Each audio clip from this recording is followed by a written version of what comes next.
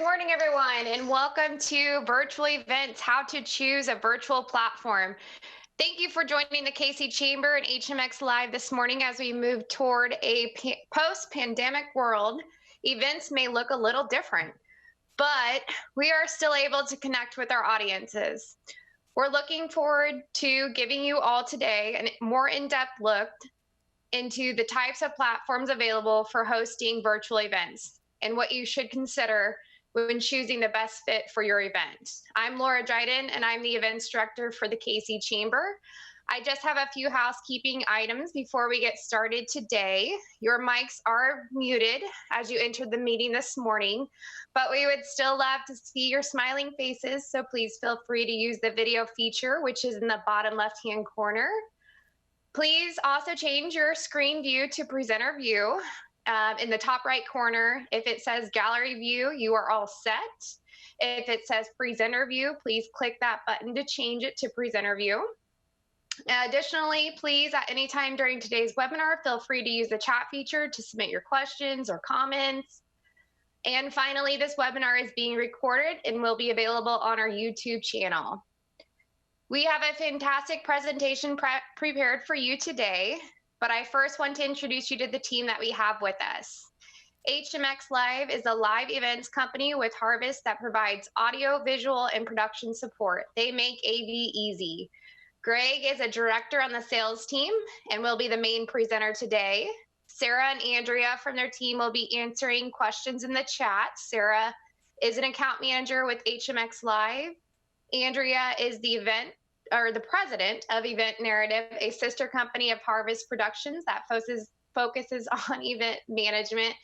And finally, Tyler is a senior production manager behind the scenes managing all the technology today. Greg, let's get started.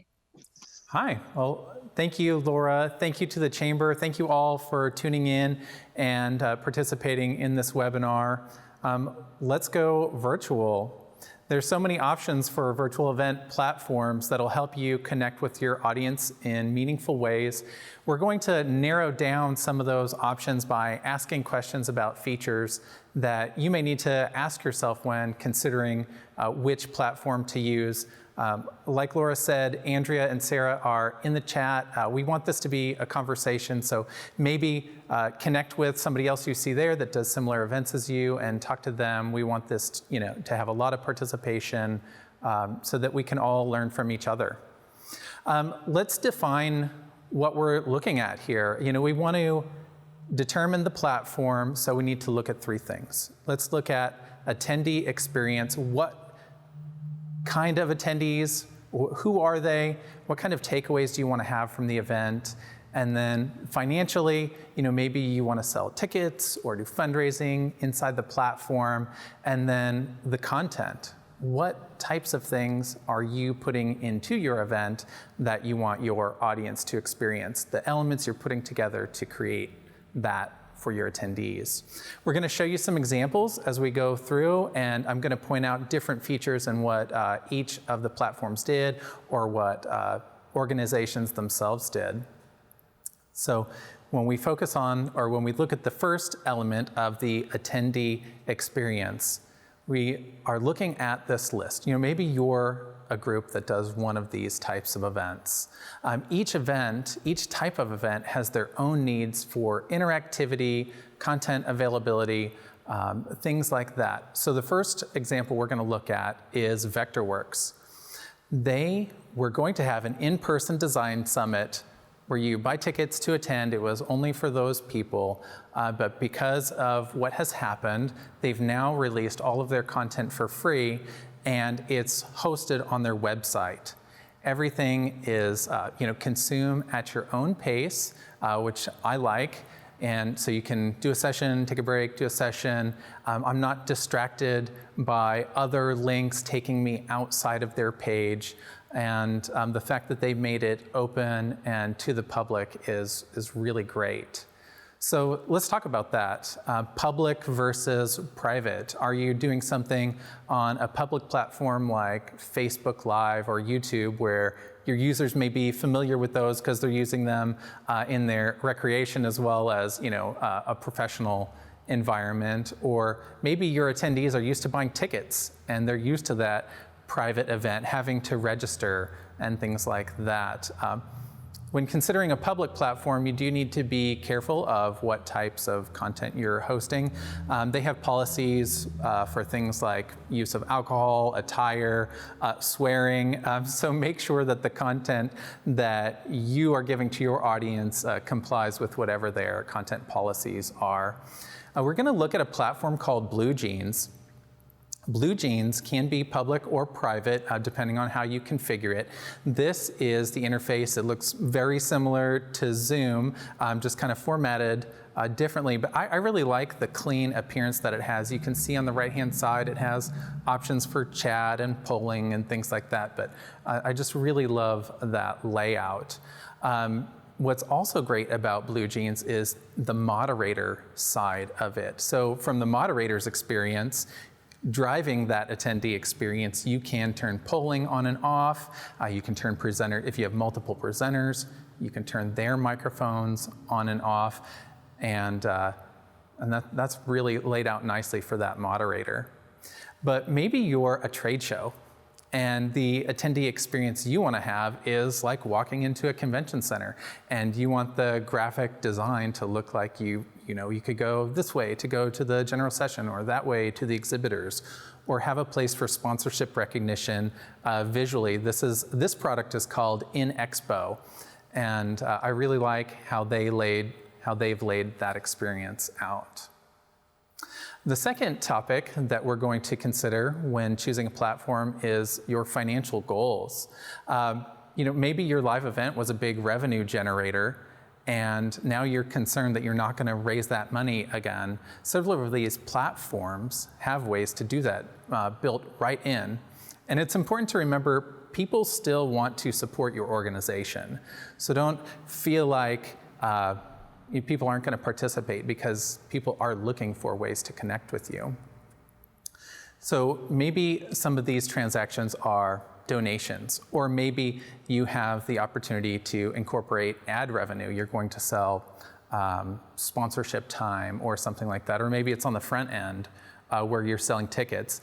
Different platforms allow different ways to have these transactions.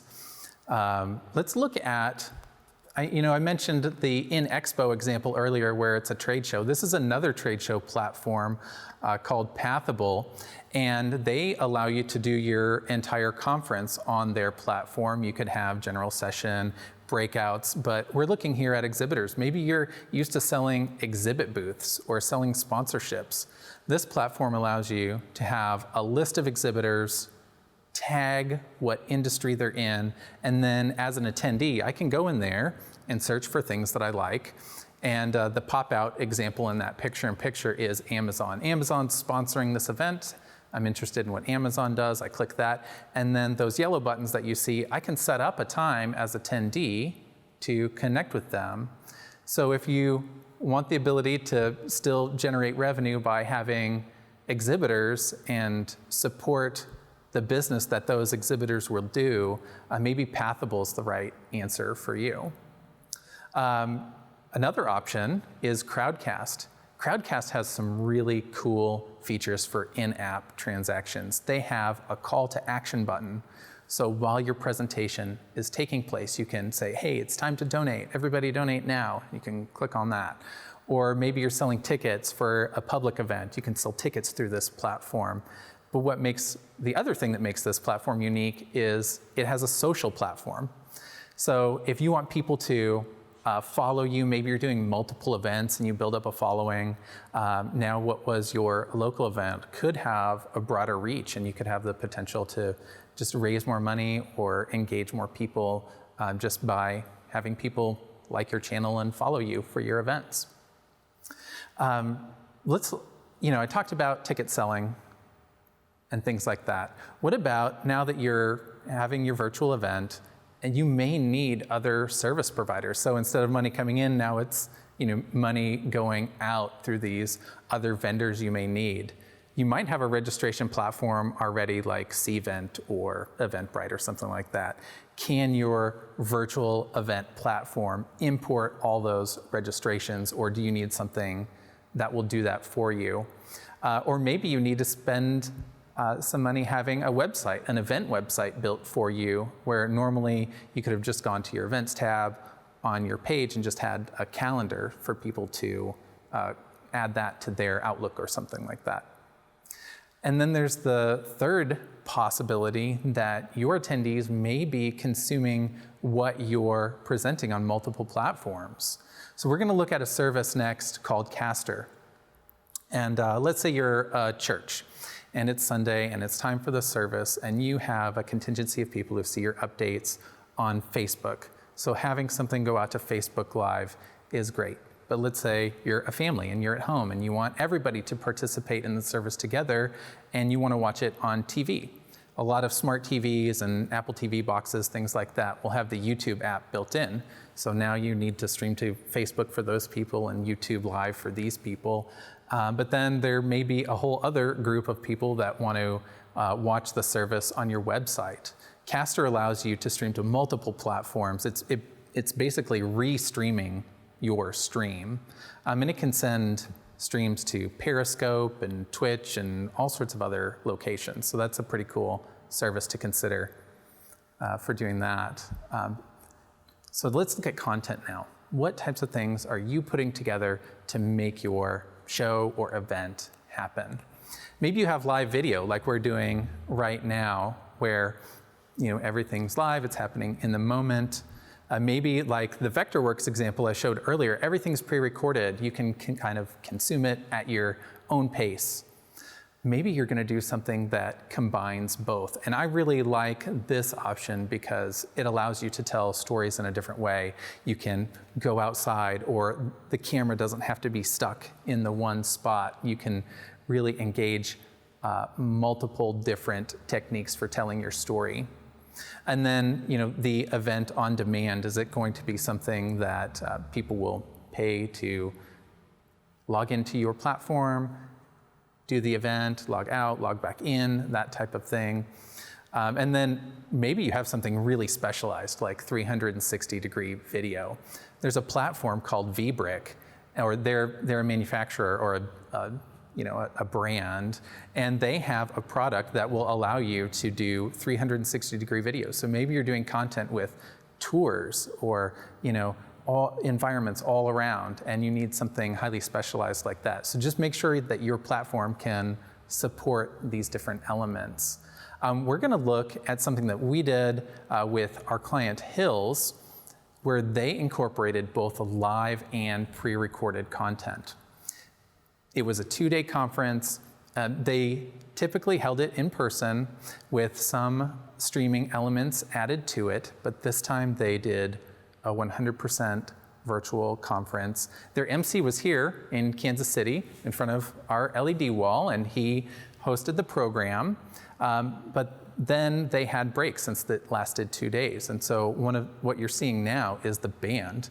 The band was pre-recorded, and the way the MC interacted was he introduced the band, got everybody excited, and then walked off. And then we cut to the band walking on and playing their instruments. So it really felt like it was live in that moment. And they positioned that during mealtime, so to break up, to allow people to go get food, but then also to have something on the stream that was entertaining. Let's talk, and that's a single room example. Everybody was on that same stream. Let's talk about if you have multiple places where you want your attendees to go. Maybe you're doing a general session, and then you want people to go to breakouts and then back to the general session. That Zoom will allow you to have a stream and then break out into rooms and come back. That example that I showed with Pathable, you can have your general session and then pick what breakouts you want to go to and then go back to the general session. Maybe you're doing a continuing education conference where your professionals will be watching one stream and your students will be watching another. Or maybe it's that on-demand where you have content variety and you're picking which breakout session you want to go to. I want to show an example of a single channel environment. This is Livestream by Vimeo, and their platform is really great for behind the scenes. If you have a lot of content you're showing, they have a toolkit that your production partner or tech person would likely be using to push content. This is the moderator view that you're seeing right now, and they're controlling what polls are going up. But I really like, they have a feature-rich studio tool, basically. It's called Livestream Studio Tool, and it's really great. Okay, content quality, the quality of the video that you're sending out. Maybe it's, like I used with the church example on Castr, maybe you have people watching on different platforms like a cell phone or a computer, things like that. And you want your content to look great across all of those platforms. You may need something with adaptive video. And that just means it's gonna control how big the image is, how much data is going to that image based on how much bandwidth or processing power that your device has. Maybe you're doing something with music where it's going to be stereo and you want that stereo experience. Some of these platforms will only do mono sound, so you want to make sure that your platform can do either mono or stereo based off of what you're doing there. And then I have 1080p versus 720p. You don't necessarily have to know what that is, but if you're wanting something with more resolution, you want something that looks nicer, you're gonna want that 1080p. If it doesn't matter, if it's more just, you wanna get your content out there, and it's okay if it looks just a normal amount of good, you can have something with the 720p, but I want to show you a platform that does really high-end video. I mentioned VBRICK Rev earlier with the 360-degree video. This is an example of their on-demand platform. So you can log into your VBRICK Rev site for your event. Your attendees can watch the videos that they want to watch. There's even a scheduling feature where you can schedule things to happen and consume the event that way. But I want to show you the next example of their live. So this is Rev with a live event experience. This is Simmons Leadership Summit. They are considered to be the premier women's leadership conference in the world. And so they want a really high quality video solution. You can see by the picture here that all of the images that they're pulling from their presenters' cameras look really good. It still has the interactivity that you're used to with the chat features and polling. So if you were wanting something high-end, maybe VBRICK's Rev would be the platform for you. Let's talk about interacting with the audience. You guys are putting comments in the chats and things like that. Maybe you're having somebody moderate those chats, or maybe there's a poll that you're putting out to the audience. I want to show you an example of a really cool thing that, again, Hills did while we were helping them. They had their own website, so they're hosting this on their own platform, and you can see the box in the corner. It says ask a question. And so they gathered people's questions and compiled them, and then when they started to see similar questions being asked, they were able to let the MC know via an in-ear monitor, and he could address the questions and get that information out to the people attending. So I thought that was really cool because it's not distracting. You're not seeing tons of comments going by and trying to keep up with those while you're also doing the presentation. They also have some on-demand stuff, some post-event content, if you will. This other pop-out window that is showing on there allows you to download presenter notes or even continuing education certificates after the event, which I thought was really cool. Now that we're talking about after the event is over. Now what are you going to do with all this content? You've maybe recorded some videos, or you've recorded the live stream. Are those breakout sessions going to be for purchase? Does your platform even support having the content on afterwards, or are you having to pull that over to another website? So that's something that you're going to want to consider. For my example on this, I want to show you Planet Comicon. They're considered to be, or they are, the region's largest pop culture and comic book event.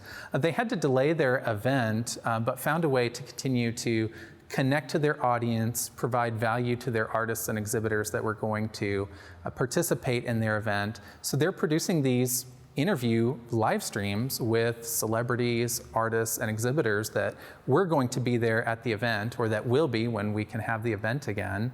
And these videos, you could either watch them live or go to the Planet Comicon Facebook page and watch them after the event. So they are engaging that on-demand feature for Facebook for their attendees. So let's review. We've talked about the attendee experience, and financial goals, and the content considerations. So what story are you trying to tell? What content are you trying to deliver? Are you trying to raise money? Are you trying to have interactions? Those types of things will all help you narrow down to which platform you're trying to pick. And I hope these questions and examples have been helpful for you, but I really encourage you, if one of these products stood out to you, ask for a demo. A lot of these companies will give you a live demo, walk you through their software so that you know all of the ins and outs. They're there to help you. They do want your business, so don't be afraid to reach out to them and ask. If you have questions for us, I know you've been putting stuff in the chat, but you're welcome to email us at events@harvestkc. We would love to help you with your virtual event. And with that, I just want to thank you guys for participating. Thank you to the Chamber for hosting us. And thank you to Laura for just inviting us. Thank you. Thanks, Greg. I think we have time for one or two questions. It looks like Kelly posted in the chat just now, after today's webinar, is it possible to post somewhere a list of platforms discussed today? Yeah, so when the video gets posted to YouTube, we can include in the comments sections the links to all of these platforms that we reviewed today. So just go back to the YouTube page for that. Great. And then I have a question. Okay. I know probably everybody else is just as anxious as I am. When do you guys believe that we'll be able to have in-person events again? Or is it virtual something we should just look forward to the rest of the year? I don't think that I'm going to directly answer that, but what I do want to encourage everybody by is, the states and local governments and all that will roll out when people can get back together, or how many people, things like that. But if you plan for a virtual event, it is relatively easy to then turn that event into a live event. I've got a microphone on, I've got lights here, speakers, so it'd be very easy to put seating in this room and have people come over and attend this live just like you have virtually. So I know that larger events like trade shows, to load in a whole exhibit hall may require a little bit more lead time, but to just not plan or not do anything, I think could be a detriment. So I would, my answer is just move forward with something virtual. You can always change your mind as you go. Yeah, that's great advice. One more question is, in your experience, what's the lead time for preparing pre-recorded content? I have a little formula that I do. I know depending on what pre-recorded content you have, it could maybe take longer. But if you're editing something together, either for every minute of video, it's going to take 4 to 8 hours of editing to make that minute of video look good. That's a kind of a formula that I have. But if you're doing something like this, where you have your speech ready to go, you have your slides ready to go, you could come here to North Kansas City in our studio and just record it in a day, maybe. Or it just depends on how complex your material is. And okay, I lied. I have one more question. That's fine. We thinking about in-person and virtual, a hybrid of events. Is that something possible to do with including both? Maybe less audience, but still have people attending in person. How does that work, or where is that possible? I mean, I kind of referenced that earlier with when can we get back into doing live events again. I think there will be a trend of hybrid events. There will be a contingency of people who are ready to get out there and be there in person that are going to want to show up and travel to your event. And then there's going to be the other people who are going to want to stay home. Maybe they have health concerns and just have to stay at home. So event planners are going to have to plan to incorporate some level of hybrid event. It is something that pretty much everybody's talking about. A lot of people are talking about, well, now I need to have some online component. I would say it's very easy. Like I was saying, for what we're doing today, if people were here, all we'd have to do is just add some chairs and turn on the lights in the back of the room, and now we have a hybrid event. It's coming out to you and the viewers, and then the people in the room would also be able to hear you. We could even feed people like you who are remote into the room so that the audience in the room can hear too. So it's possible, and really just the deciding factor is, I guess, budget. Can you afford to do it? And then does the venue that you're in, do they have the internet bandwidth to be able to handle an experience like that? And you may have to pay for that internet bandwidth at your venue, especially if you're at like a hotel or convention center. It looks like another one just popped up. Can you share information about sponsorship assets and exposure for corporate sponsors?